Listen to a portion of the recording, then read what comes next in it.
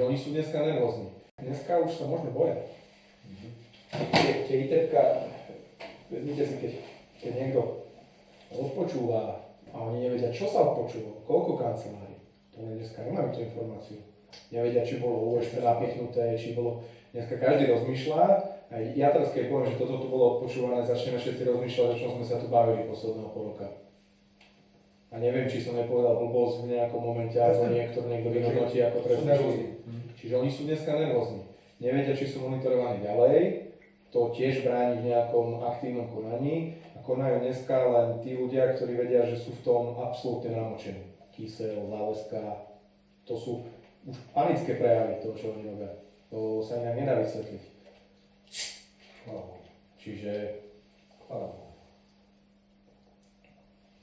Ja si osobne myslím, že Záľasku budú mať náhradu. Záľaska na pojednávanie jasne povedala, že komunikovala so Zemanom a Zeman je ospravedlnený. Telefonoval s ním, to každý hovorí. Takže toto bude, a že komunikoval s operatívcami. Tak keď tí operatívci boli v kancelárii v robote, kde sme ho volali a mali ho nahlasiť... To by ešte milé, keď si týkala za Zemana, to by vypadá tak. Ako tam môže hocičo vyskočiť. Aj bole, čo? Tam môže hocičo vyskočiť dneska.